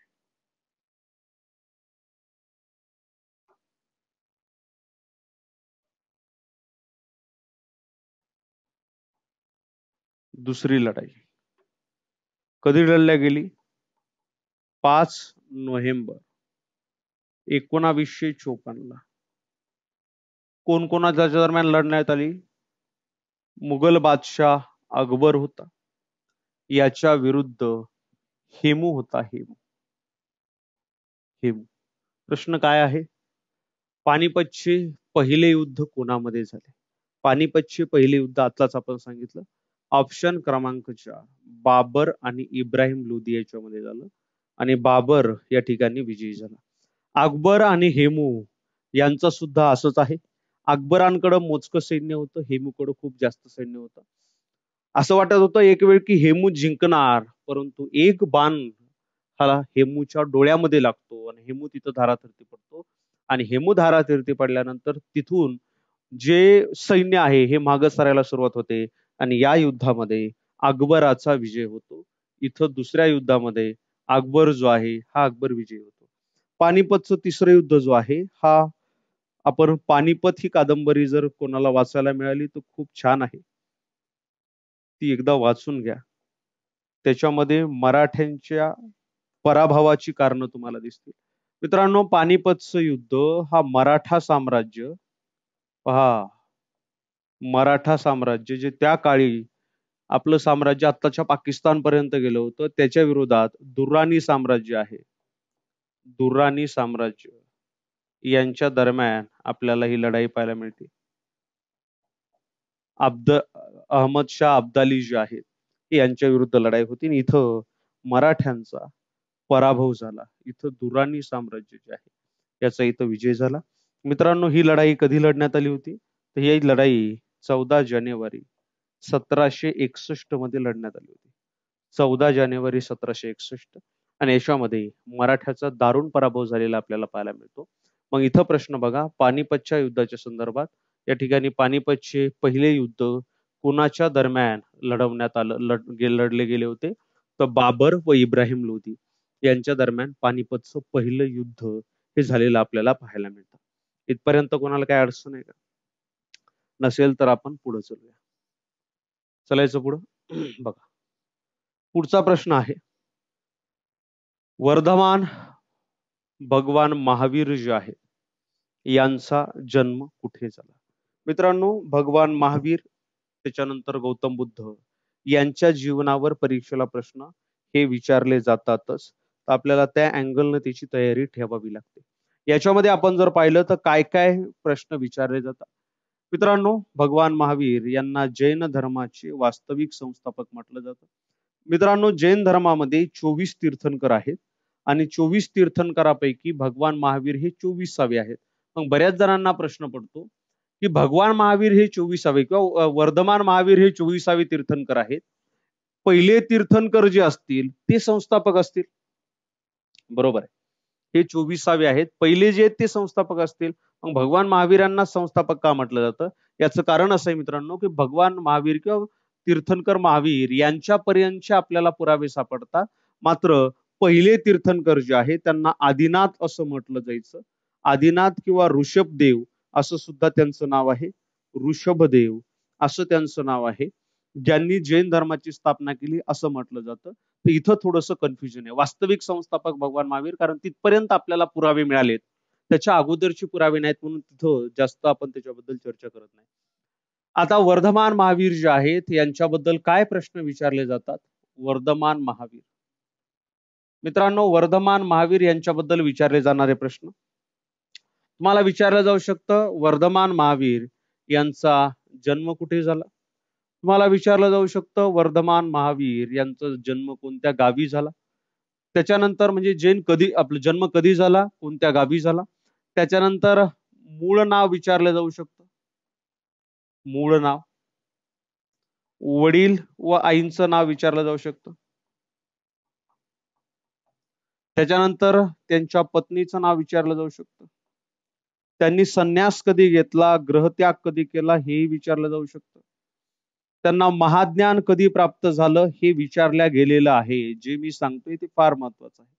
महाज्ञान कधी प्राप्त झालं, त्यांचा प्रथम चातुर्मास कुठं झाला आणि त्यांचं चिन्ह काय? जैन धर्मामध्ये जे तीर्थंकर आहेत त्यांना चिन्ह असतात. 24 तीर्थंकरांचा 24 चिन्ह आणि त्यांचा निर्वाण जे आहे हे निर्वाण कुठे झालं? क्लिअर? आता चला पहिल्या प्रश्नापासून आपण जाऊया. वर्धमान महावीर हे 24सावे तीर्थंकर आहे आणि यांना जैन धर्माचे वास्तविक संस्थापक म्हटलं जातं. यांचा जन्म कधी झाला? तर मित्रांनो, यांचा जन्म इसवी सन पूर्व 540 मध्ये आपल्याला पाहायला मिळतो. इसवी सन पूर्व 540 क्षत्रिय परिवारात जन्म झाला. जैन परिवारामध्ये नाही, क्षत्रिय परिवार जे आहे क्षत्रिय परिवारामध्ये जन्म झाला. यांचं जन्मगाव कोणतं आहे? कुंडलग्राम जे आहे हे यांचं जन्मगाव आपल्याला पाहायला मिळतं. कुंडलग्राम कुठे होतं? वैशाली, बिहार या ठिकाणी होतं.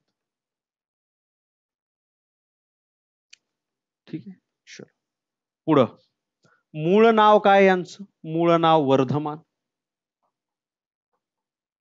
आई वडिलांचं नाव, वडिलांचं नाव आपल्याला सिद्धार्थ पाहायला मिळतं. आईचं नाव आपल्याला त्रिशला पाहायला मिळतं. सिद्धार्थ आणि त्रिशला. वर्धमान महावीर यांचा जन्म कुठे झाला? कुंडलग्राम. ऑप्शन 1 बरोबर आहे. पत्नीचं नाव यशोदा. वयाच्या कितव्या वर्षी गृहत्याग केला? 30व्या वर्षी वयाच्या गृहत्याग केला. घरातून बाहेर पडले संन्यास घेण्यासाठी. महाज्ञान कधी प्राप्त झालं? वयाच्या 42व्या वर्षी प्राप्त झालं. आता याच्यावर 3 प्रश्न महाज्ञानावर विचारले जाऊ शकतात. महाज्ञान कुठे प्राप्त झालं? पहा, महाज्ञान कोणत्या नदीकाठावर प्राप्त झालं विचारलं जाऊ शकतं. कोणत्या गावावर प्राप्त झालं विचारलं जाऊ शकतं आणि कोणत्या वृक्षाच्या खाली महाज्ञान प्राप्त झालं विचारलं जाऊ शकतं. जसं गौतम बुद्धांना बोधी वृक्षाखाली, तसं भगवान महावीरांचं सुद्धा विचारलं जाऊ शकतं. कोणत्या नदीखाली महाज्ञान प्राप्त झालं? रजुपालिका नावाची नदी आहे. रजुपालिका नावाची नदी, त्या नदीकाठी महाज्ञान प्राप्त झालं भगवान महावीरांना, गौतम आपला तीर्थंकर महावीरांना. कोणत्या गावाच्या ठिकाणी हे ज्ञान प्राप्त झालं? जुंबिक नावाचं ग्राम आहे. जुंबिक ग्राम गाव किंवा जुंबिक ग्राम नावाचं गाव इथं प्राप्त झालं. आणि कोणत्या वृक्षाखाली प्राप्त झालं? साल नावाच्या वृक्षाखाली प्राप्त झालं. हा, भगवान महावीरांना ज्ञान प्राप्त झाल्यानंतर त्यांनी उपदेश कोणत्या भाषेमध्ये दिला? त्यांनी उपदेश अर्धमागधी भाषेमध्ये दिला. अर्धमागधी, लक्षात ठेवा भाषा. अर्धमागधी भाषा जी आहे या भाषेमध्ये त्यांनी उपदेश दिला. चातुर्मास त्यांचा पहिला कुठं झाला? अस्तिग्राम नावाचं गाव आहे, या ठिकाणी त्यांचा चातुर्मास झाला, अस्तिग्राम. त्याच्यानंतर यांचं चिन्ह कोणतं आहे? त्यांना लांछन असं सुद्धा म्हटलं जातं. सिंह जे आहे हे भगवान महावीरांचं चिन्ह आपल्याला पाहायला मिळतं, लांछन पाहायला मिळतं. 24 तीर्थंकरांना 24 चिन्ह असतात, त्यापैकी भगवान महावीरांचं चिन्ह आपल्याला पाहायला मिळतं काय? सिंह. तर वृषभदेव किंवा आदिनाथ जे पहिले तीर्थंकर आहेत त्यांचं चिन्ह बैल आपल्याला पाहायला मिळतं. निर्वाण कुठं झालं? निर्वाण चंपापुरी या ठिकाणी झालं.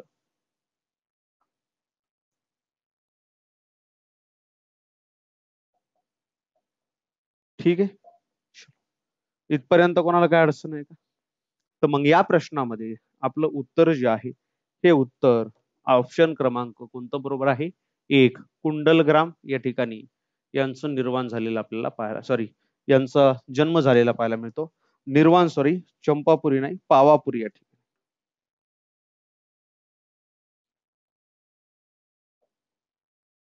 ठीक आहे, इथपर्यंत काय अडचण आहे का? चलायचं पुढच्या प्रश्नाकडे.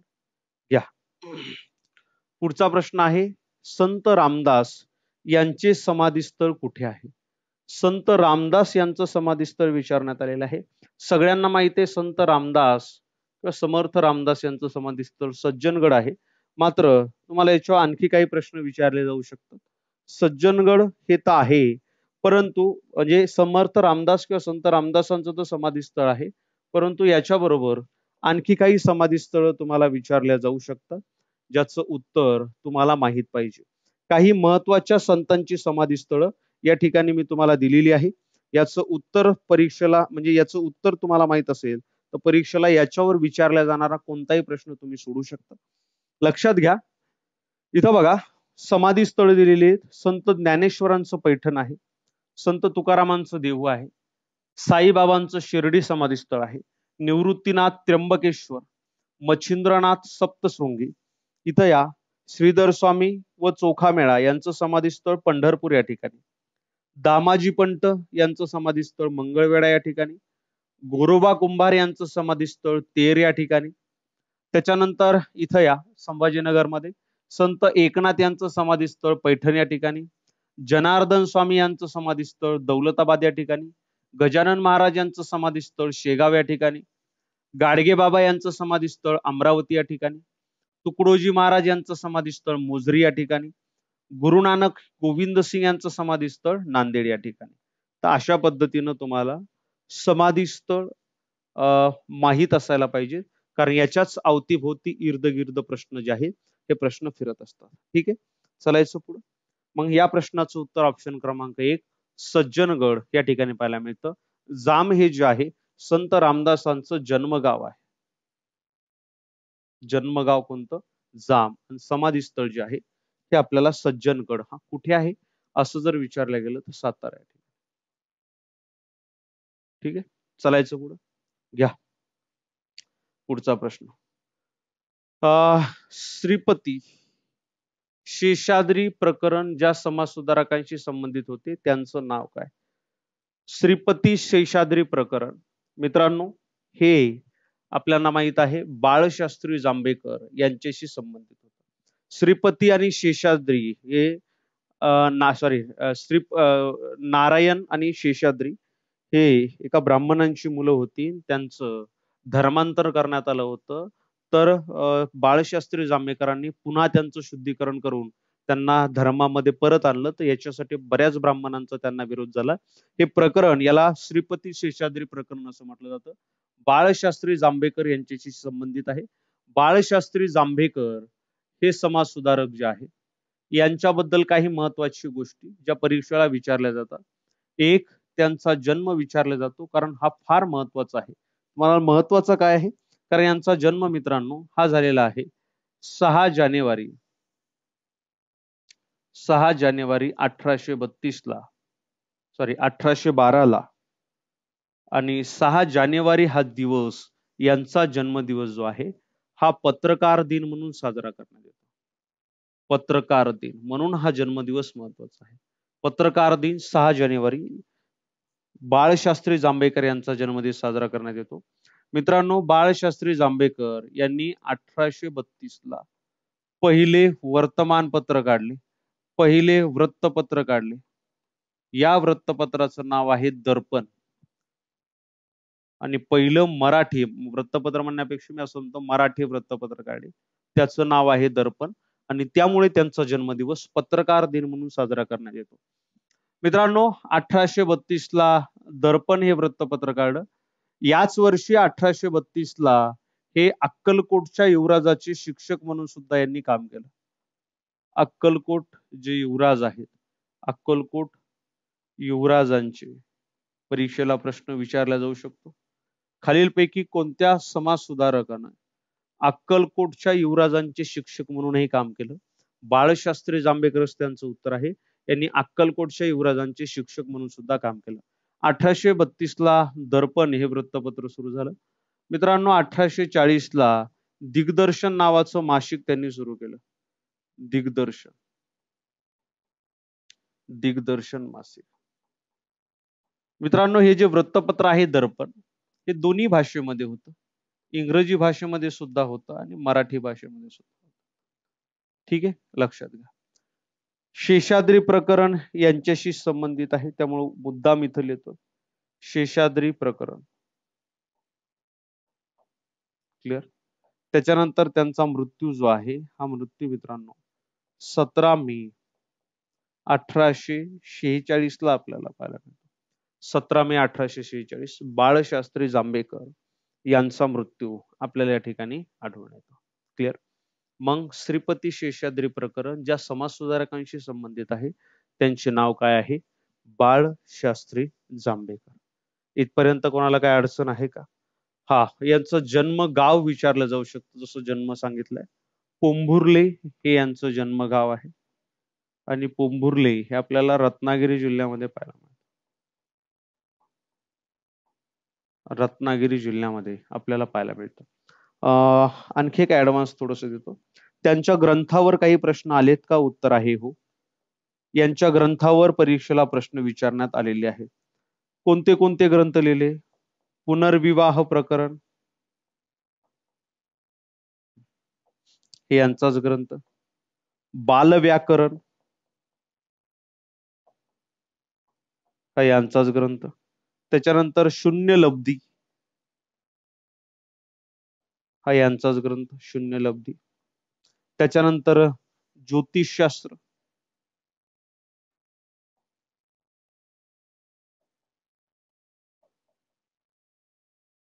हिंदुस्थानचा इतिहास,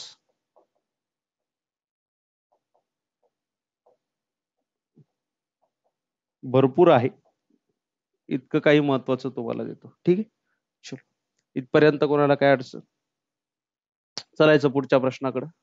घ्या पुढचा प्रश्न. 15व्या वित्त आयोगाचे अध्यक्ष कोण? म्हणजे आतापर्यंत जे 15 वित्त आयोग झाले, त्यापैकी 15व्या वित्त आयोगाचा अध्यक्ष तुम्हाला विचारण्यात आलेला आहे.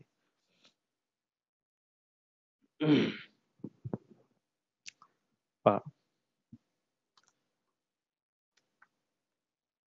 15वा वित्त आयोग. काय प्रश्न विचारला जाऊ शकतात?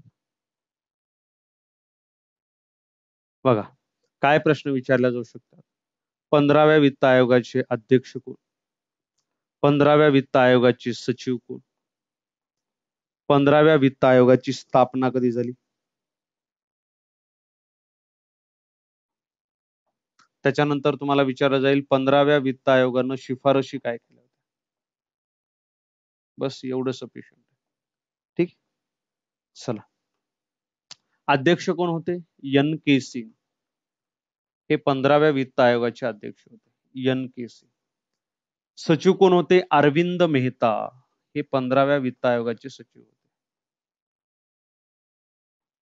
अरविंद मेहता. स्थापना कधी झाली 15 वित्त आयोगाची?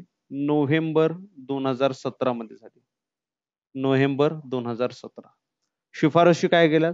पूर्वी जो केंद्र आणि राज्य यांच्यामधला करांचा वाटा होता, तो राज्यांचा करांचा वाटा जो आहे हा 41% वरून 42% वरून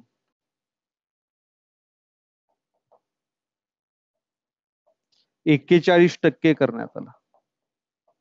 42% वरून म्हणजे करांचा वाटा हा कमी करण्यात आला. टॉप 5 करासंदर्भात करातील वाटा असणारे राज्य कोणते? पहिला आहे Uttar Pradesh UP, 2 number Bihar, 3 number Madhya Pradesh, 4 number आपला महाराष्ट्र, 4 नंबर पश्चिम बंगाल आहे, 5व्यावर महाराष्ट्र आहे. ही पश्चिम बंगाल आणि 5व्यावर आपला महाराष्ट्र. 15व्या वित्त आयोगाचे अध्यक्ष कोण? NK सिंग. ऑप्शन क्रमांक 3 जे आहे ते इथं बरोबर आहे. 15व्या वित्त आयोगाचे अध्यक्ष कोण? NK सिंग हे 15व्या वित्त आयोगाचे अध्यक्ष. क्लिअर? चालायचं पुढं. घ्या पुढचा प्रश्न. पुढील पैकी कोणती घटना दुरुस्ती नागरी स्वराज्य संस्थेशी संबंधित आहे? मित्रांनो, 2 घटना दुरुस्त्या झाल्या. 73वी घटना दुरुस्ती, 74वी घटना दुरुस्ती. पुढच्या टेस्ट मध्ये दोन्ही घटना दुरुस्ती एक प्रश्न आहे. फक्त लक्षात घ्यायचे या दोन्ही घटना दुरुस्त्या जे झालेल्या आहेत, 73वी घटना दुरुस्ती ही ग्रामीण भागाशी संबंधित होती, ग्रामीण स्थानिक स्वराज्य संस्थेशी संबंधित होती. 74वी घटना दुरुस्ती ही नागरी किंवा आपण शहरी ज्या स्थानिक स्वराज्य संस्था आहे याच्याशी संबंधित होती. आपल्याला नागरी विचारलेला आहे, शहरी विचारलेला आहे, तो ऑप्शन क्रमांक 3 बरोबर आहे. तुम्हाला सर डिटेल ही घटना दुरुस्ती का घेत नाही, तर पुढच्या टेस्ट मध्ये याच्या डिटेल प्रश्न आहे, तर त्यावेळेस ते मी कव्हर करेल. रिपीट टाइम तुमचा कशाला वेस्ट. ठीक आहे, तोपर्यंत आपला पुढचा प्रश्न होऊन जातो. 73वी घटना दुरुस्ती लक्षात घ्या. 73 आणि 74 या 2 घटना दुरुस्त्या लक्षात घ्यायच्या. 74 शहरी, 73 ग्रामीण. हा, खालीलपैकी कोणत्या ठिकाणास महाराष्ट्रातील चेरापुंजी असं म्हटलं जातं? खालीलपैकी कोणत्या ठिकाणास महाराष्ट्रातील चेरापुंजी म्हटलं जातं? चेरापुंजी काय आहे मित्रांनो? चेरापुंजी हे असं ठिकाण आहे ज्या ठिकाणी सर्वाधिक पाऊस पडतो. चेरापुंजी. चेरापुंजी कुठं आहे? चेरापुंजी मेघालय राज्यामध्ये आहे. चेरापुंजी कोणतं ठिकाण आहे? जिथं जगातील सर्वाधिक पर्जन्य पडणारं ठिकाण, सर्वाधिक पाऊस पडणारं ठिकाण आपल्याला चेरापुंजी पाहायला मिळतं. किती पाऊस पडतो? 11,400 मिलीमीटर एवढा पाऊस चेरापुंजी या ठिकाणी पडतो. चेरापुंजी या ठिकाणीच का जास्त पाऊस पडतो? मित्रांनो, चेरापुंजी हे जे ठिकाण आहे हे गारो, खासी, जैंतिया या मेघालय राज्यामध्ये 3 महत्वाच्या टेकड्या आहेत. गारो, खासी, जैंतिया. आणि मित्रांनो, याच्या खाली या संपूर्ण भागामध्ये इथं आहे मेघालय पठार. काय आहे? मेघालय पठार. काय होतं बघा, जे मोसमी वारे, पाऊस पाडणारे वारे हे एकदा का यांनी इथं प्रवेश केला, हे वारे इथं येतात, इथं आदळतात, इथं येतात, इथं आदळतात. ते वारे रिपीट लवकर जात नाहीत, याच भागामध्ये दाब निर्माण करतात. त्यामुळे इथं असणाऱ्या चेरापुंजी नावाच्या ठिकाणी खूप मोठ्या प्रमाणामध्ये पाऊस पडतो. याचा संदर्भ देत आपल्याला असं विचारण्यात आलेलं आहे की महाराष्ट्रातील चेरापुंजी असं कशाला म्हटलं जातं? महाराष्ट्रातील चेरापुंजी म्हणजे असं ठिकाण ज्या ठिकाणी सर्वाधिक महाराष्ट्रामध्ये पाऊस पडतो. महाराष्ट्रात सर्वाधिक पाऊस पडणारं ठिकाण आहे आंबोली हे ठिकाण. कोणतं ठिकाण? आंबोली हे ठिकाण. इथं 747 सेंटीमीटरचा पाऊस पडतो. 1 सेंटीमीटर म्हणजे 10 मिलीमीटर. पहा, 1 सेंटीमीटर म्हणजे 10 मिलीमीटर. 10 सेंटीमीटर म्हणजे 100 मिलीमीटर. तर विचार करा, 747 सेंटीमीटर म्हणजे किती? 7470 मिलीमीटर पाऊस हा आंबोली येथे पडतो. आंबोली कुठे आहे? सिंधुदुर्ग या ठिकाणी आपल्याला आंबोली असलेलं पाहायला मिळतं. मग महाराष्ट्राचे चेरापुंजी हे कशाला म्हटलं जातं? तर आंबोलीला महाराष्ट्राची चेरापुंजी म्हटलं जातं. ठीक आहे, इथपर्यंत कोणाला काय अडचण आहे का? चलायचं पुढं. चला, ऑप्शन क्रमांक 2 इथं बरोबर आहे. पुढचा प्रश्न आहे, महाराष्ट्रातील कोणत्या प्रदेशात नैऋत्य मान्सून वाऱ्याच्या दोनही शाखांपासून पाऊस पडतो? महाराष्ट्रातील कोणत्या प्रदेशात नैऋत्य मान्सून वाऱ्यांच्या दोनही शाखांपासून पाऊस पडतो? असा परीक्षेला प्रश्न आलेला आहे. मॅप शोधतोय मी. मॅपवर तुम्हाला चांगल्या पद्धतीनं समजावून मला सांगता येईल.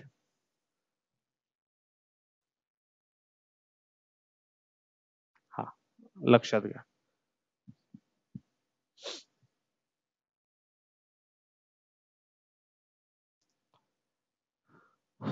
पहा, सगळ्यात पहिल्यांदा मान्सूनची वाटचाल बघा कशी होते. भारत आहे हा,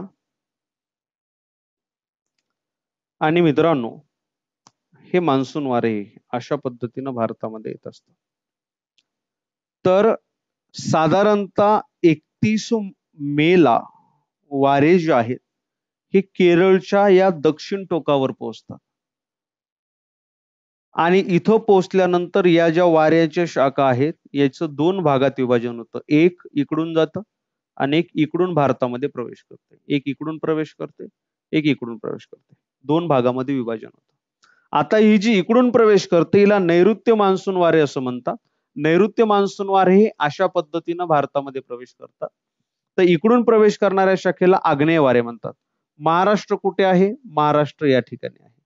आता काय होतं, महाराष्ट्राचा हा जो भाग आहे हा मध्यभागी येणारा भाग आहे. काय होतं मग मध्यभागी येणाऱ्या भागामुळे? मध्यभागी येणाऱ्या भागामुळे इथून बघा, हे वारे इकडून येतात आणि या भागामध्ये पाऊस पडतं, आणि नैऋत्य मान्सून वारे सुद्धा या भागामध्ये पाऊस पडतात. महाराष्ट्रामध्ये सर्वाधिक पर्जन्य जे आहे हे सह्याद्रीमध्ये पडतं 600 सेंटीमीटर एवढं. त्याच्यानंतर इथं कोकणामध्ये पडतं 300 सेंटीमीटर एवढं. आणि इथून पुढं पुढं पुढं पुढं जात असताना जसं पूर्व विदर्भामध्ये आपण प्रवेश करतो, इकडून येणारे नैऋत्य वारे सुद्धा एकत्र येतात आणि इकडून येणारे आग्नेय वारे सुद्धा इथं एकत्र येतात, आणि त्यामुळं पूर्व विदर्भाचा जो भाग आहे इथे मान्सूनच्या दोनही शाखांपासून पाऊस पडतो. पूर्व विदर्भामध्ये, आता इथं ऑप्शन मध्ये विदर्भ असेल आणि दुसरं पूर्व विदर्भ असेल, तर पूर्व विदर्भ मोस्ट करेक्ट.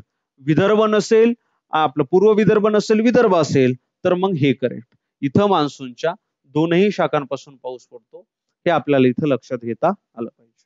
ठीक आहे, चला पुढचा प्रश्न. भारताच्या स्वातंत्र्य संग्रामात खालीलपैकी कोणत्या चळवळीची सुरुवात दांडी यात्रेनं झाली? मित्रांनो, कोणत्या चळवळीची सुरुवात दांडी यात्रेनं झाली असा परीक्षेला विचारलेला प्रश्न आहे. दांडी यात्रा, पहिल्यांदा याच्याबद्दल आपण माहिती घेऊया. दांडी यात्रा पहा, लक्षात घ्या. दांडी यात्रा कशामुळे काढण्यात आली होती? इंग्रजांनी मिठावर सुद्धा कर लावला होता. मिठावर म्हणजे खाण्याच्या मिठावर, जी की निसर्गाचा सर्वात मोठा आपला स्त्रोत आपल्याला पाहायला मिळतो, याच्यावर सुद्धा कर लावला होता. आणि याचा विरोध म्हणून म्हणजे जो मिठावर कराचा कायदा केला होता, हा कायदा सविनय मोडायचा. लक्षात घ्या, म्हणजे मिठाचा आपलं विरोध इंग्रजांना करायचा आहे, कायदा मोडायचा आहे, सविनय पद्धतीने मोडायचा आहे. सविनय कायदेभंगाची जी चळवळ आहे, या चळवळीची सुरुवात जी आहे ही दांडी यात्रा काढून महात्मा गांधींनी केली. दांडी या ठिकाणी जाऊन मीठ उचलून गांधीजींनी हा कायदा मोडला. असो, दांडी यात्रा संदर्भात काय प्रश्न विचारले जातात? दांडी यात्राची सुरुवात कधी झाली? दांडी यात्राचा शेवट कधी झाला? दांडी यात्रेमध्ये किती अनुयायी होते? दांडी यात्राचं अंतर किती होतं आणि कुठून कुठं होतं? ठीक आहे, आणि दांडी यात्रेनंतर कशाची सुरुवात झाली? सविनय कायदेभंग. ठीक आहे, चलो लक्षात घ्या. दांडी यात्रेची सुरुवात 12 मार्च पासून करण्यात आली. 12 मार्च 1930 ला दांडी यात्रेची सुरुवात झाली. शेवट दांडी यात्रेचा झाला 6 एप्रिल 1930 ला.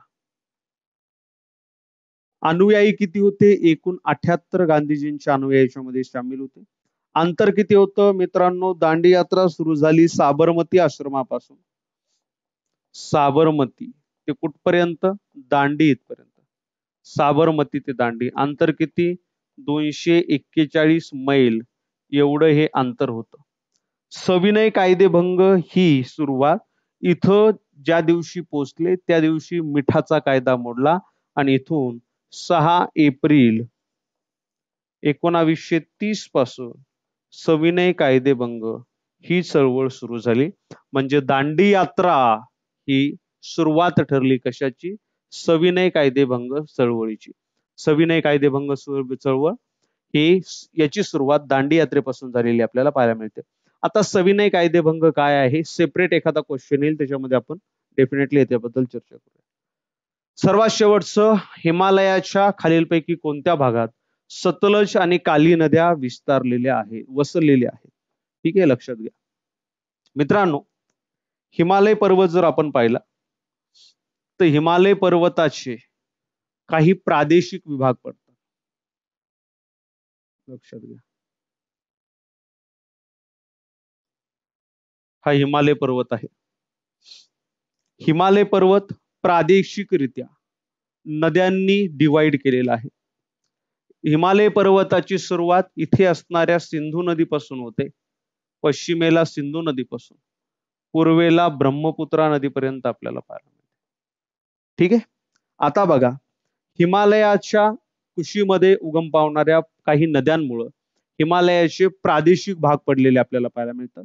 जसं की ब्रह्मपुत्रा नदीपासून इथं असणाऱ्या तिस्ता नदीपर्यंतचा जो भाग आहे याला म्हटलं जातं पूर्व हिमालय. ब्रह्मपुत्रा ते तिस्ता पूर्व हिमालय. त्याच्यानंतर तिस्ता नदीपासून इथं असणाऱ्या सतलज नदीपर्यंतचा जो भाग आहे, सतलज नदीपर्यंत काली नदीपर्यंतचा जो भाग आहे,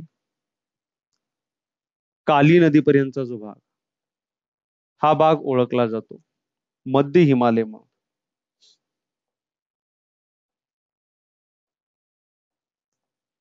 आणि काली नदी ते सिंधू नदीपर्यंतचा भाग हा पश्चिम हिमालय म्हणून ओळखला जातो. आता पश्चिम हिमालयामध्ये सुद्धा आणखी एक उपविभाग आहे.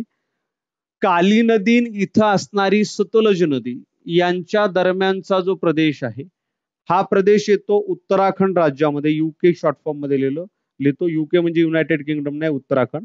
आणि इथे असणाऱ्या हिमालयाला कुमाऊ हिमालय असं म्हटलं जातं. म्हणजे सतलज आणि काली या नदीच्या दरम्यानचा जो भाग आहे याला कुमाऊ हिमालय असं म्हटलं जातं.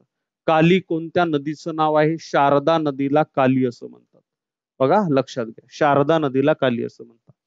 मग इथं विचारलेले कोणता भाग सतलज आणि काली नद्या दरम्यान आपल्याला पाहायला मिळतो? सतलज आणि काली दरम्यान नद्या दरम्यान कुमाऊ हिमालय आपल्याला पाहायला मिळतो, जो उत्तराखंड राज्यामध्ये आपल्याला आढळून येतो. कुमाऊ हिमालय ऑप्शन क्रमांक 3 जे आहे हे 3 इथं बरोबर आहे. क्लिअर? येते लक्षात? तर मित्रांनो, अशा पद्धतीनं टेस्ट नंबर 3 ही आपली इथं संपलेली आहे. तुमचे मित्र वगैरे कोणी असतील तर नक्कीच टेस्ट सिरीज बद्दल त्यांना कळवा. आजच्या लेक्चरमध्ये आज आपण इथं थांबूया.